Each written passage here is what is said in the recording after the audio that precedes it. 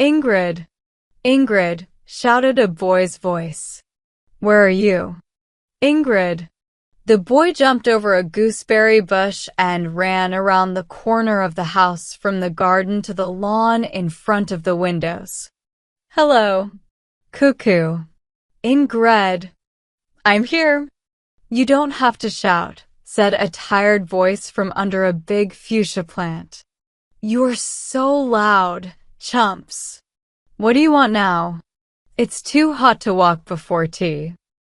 I just want 10 minutes of quiet. Hereward, who was called Chumps, stood up straight, put his feet together, and made a funny bow like someone in a movie. Take all the quiet you want, madam, he said in a silly voice. I don't want to bother you, my lady. I am so sorry for coming into your quiet space. Then, suddenly, he shouted, Ow. Stop it. Hereward's funny speech was stopped by a little puppy that jumped on him and started to bite his ankles, happily barking. Stop it. Get off me, he said, trying to move away from the puppy's sharp teeth. He grabbed the rope around the puppy's neck. You'll choke yourself if you don't behave. Give him to me, laughed Ingrid. She held out her arms to the little fat puppy and played with him on her lap.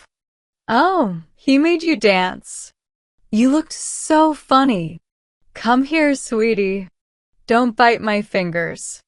Time to sleep now. Lay down on my dress. If you're done talking nonsense to that little dog, said Hereward in an annoyed voice, can you tell me if you're coming or not? I'm not going anywhere. It's too hot, Ingrid said, adjusting her cushion under the fuchsia plant. Okay, suit yourself. But I thought you'd like to go to Chatcombe, said Hereward. Ingrid quickly jumped up, dropping the puppy. Are you saying Egbert finished fixing the motorbike? You terrible boy. Why didn't you tell me earlier? You never gave me the chance, said Hereward. You just said you didn't want to go anywhere. Yes, the motorbike is ready and Egbert is waiting. If you want to go. But before he could finish, Ingrid had already run around the house. Shaking his head, her brother picked a few gooseberries and followed her to the stable yard. The Saxon family was spending their summer holiday at a farm near the sea. For the first time in 4 long years, the whole family was together again. Mr. Saxon, Egbert, and Athelstane had just come back from the army and were still getting used to normal life. They had joined the rest of the family at Linstones before going back to their hometown of Groveberry. The 6 weeks by the sea felt like a break between the hard time of the war, which was now over, and the new time that was starting. For Ingrid, these were perfect days. Having her father and brothers back and being with her family in such beautiful places was enough to make her very happy. She didn't want to think about anything outside the holiday. When she did think about the future, school seemed very big in her mind. On this hot August afternoon, Ingrid was happy to go on a ride in the sidecar. She didn't want to walk down the hot, white path to the bright beach, but riding fast on the road, feeling the wind in her hair, was something she liked. Egbert was ready to go, so Hereward sat on the back of the motorbike, and after a little trouble with the engine, they started their trip. It was a beautiful ride through the countryside, with views of the sea on one side and rocky hills on the other, with purple heather all around. Sometimes they saw little streams of brown water running through the land. Egbert was going a little faster than the speed limit, but the road was empty, so it seemed safe enough. There were no hedges to block the view of other cars, and no sharp turns where they might suddenly meet a hay cart. After an hour, they had traveled a long way and were speeding down the big hill that led to the seaside town of Chatcombe. When they arrived in the town, they left the motorbike at a garage and walked to the promenade, joining the other holiday people who were walking in the heat or sitting on benches watching children play in the sand. To Ingrid's surprise, someone suddenly called her name. When she turned around, she saw a school friend. Ingrid, what a surprise. Avis, who would have thought of seeing you here? Are you staying in Chatcombe? No, we just came for the afternoon. We have rooms at Beachview over there. Come and have some tea with us and bring your brothers too. Yes, you must. My mother will be so happy to see you all. I won't let you say no. Taken by her friendly classmate, Ingrid soon found herself sitting in the front garden of a tall house facing the sea. While Egbert and Hereward talked about motorbikes with Avis's father, the two girls had a private chat. Only a few more days, sighed Avis, and then we have to leave all this and go home. How long are you staying at Lindstones, Ingrid? 2 more weeks, but don't talk about going home. I want the holidays to last forever. So do I, but they won't.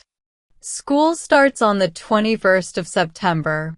It will be fun to go to the new school buildings, don't you think? Now that the war is over, I guess you're going back to Rotherwood, aren't you? I guess so, when it's ready.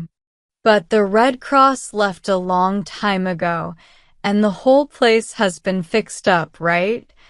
I saw the workers there in June, said Avis. Oh, yes. Ingrid's voice sounded a little tight. You'll be so happy to live there again, Avis went on. I always loved that beautiful house of yours. You must have hated lending it for a hospital. I guess when you move back, you'll have lots of fun parties, right? That's what the girls at school were saying. It's a little early to make plans, Ingrid answered. Oh, of course. But Jess and Francie said you had a great floor for dancing. I think a fancy dress dance is the most fun ever. Next time I go to one, I'm going to dress as a Quaker girl in a gray dress with the cutest little white cap. Don't you think it will look nice on me? With your dark hair, you should wear something that looks Eastern. I can picture you as the hostess in a shiny white and gold dress. Please promise to wear white and gold. All right, Ingrid laughed. It's so nice that the war is over and we can have parties again, like before. Beatrice Jackson told me she could never forget that carnival dance at Rotherwood 5 years ago, with all the lanterns and lights. Some of the other girls still talk about it. Oh, the bell just rang. Let's go inside and have tea. Ingrid was very quiet on the way back in the sidecar that evening, though Hereward, sitting on the back of the motorbike, was full of energy and joked with her the whole time. Ingrid was thinking a lot. Some problems, which she had pushed away before, now came back to her, and she knew she had to deal with them. But even though it was important, it wasn't something she really enjoyed thinking about. To understand Ingrid's worries, we need to know a little about her family's history up to this point. Mr. Saxon was an architect who had built a good business in the town of Growberry.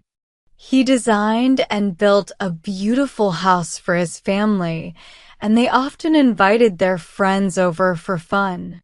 When the war started, Mr. Saxon was one of the first to volunteer, and as another way to help, he and his wife decided to offer their house, Rotherwood, to be used as a Red Cross hospital.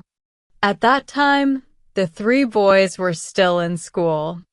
Egbert and Athelstane were at Winchester, and Hereward was in a younger school.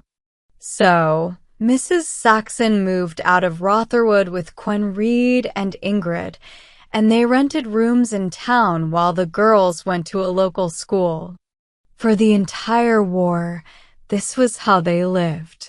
Rotherwood was used to care for wounded soldiers, and Mrs. Saxon worked as a nurse there. As time passed, Egbert and Athelstane also joined the army. With 3 of her family members at the front, Mrs. Saxon was happy to stay busy at the hospital while her daughters were at school. Then came the armistice, and the family was relieved to know that their loved ones were no longer in danger, even though they weren't home yet. By April, the Red Cross had finished its work in Groveberry, and the last patients left. The hospital beds were taken away, and Rotherwood was returned to the Saxons. The house needed a lot of cleaning and fixing before they could live in it again, and workers had been busy there for many weeks. They only finished in the middle of July. It was almost August by the time Mr. Saxon, Egbert, and Athelstane were released from the army, and they went straight to join the rest of the family at the farm in Linstones. What would happen after the wonderful holiday, Ingrid didn't know. She had asked her mother a few times about moving back to Rotherwood, but Mrs. Saxon always said, "Wait until Daddy gets back." Welcoming the 3 men home seemed so important that even the question of Rotherwood could wait. The Saxons were a very close family, and they were all very proud of each other. They cared about what everyone else was doing. Their name, Saxon, showed their Old English roots, and this was even more clear because of their blue eyes, light skin, and blonde hair, except for Ingrid. Egbert and Athelstane were tall young men, both 6 feet, and 13-year-old Hereward was already taller than Ingrid. Quenried, who loved her old Saxon name, didn't like that her family called her Queenie. She had just finished school, and now she had put up her long blonde hair, started acting more grown-up, powdered her nose, and was very careful about how her skirts and shoes looked. Quenried was upset that, as she said, she had missed the war. She had wanted to go to France to drive an ambulance or to ride a motorbike around England, helping the government or train horses. She wanted to do something interesting and exciting to help her country. "It's so unfair," complained Quenried. "Just when I'm finally old enough, all the fun things for women are closed. If only Mother had let me leave school a year ago, I would have had 3 months of fun. Now life is going to be so boring. There's nothing exciting to do." Ingrid, who was 15 and the second youngest, was the only one in the fair-haired Saxon family with dark hair. Right now, she wasn't as pretty as her sister Quenried, whose mouth was soft and her cheeks rosy. But Ingrid's eyes had a depth that Quenried's did not, and her thick brown hair fell far below her waist. She wished she could trade it for the light blonde hair of her brother Hereward. Queenie was always chosen to be a fairy in school plays, Ingrid said sadly.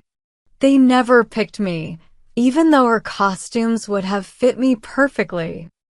I don't see why fairies can't have dark hair."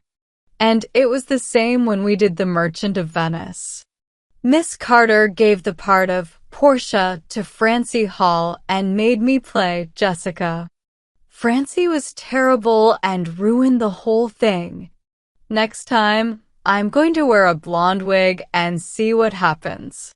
Ingrid had been going to Groveberry College since she was a little girl of 5, sitting in kindergarten. She and Quinn Reed had always been popular at school.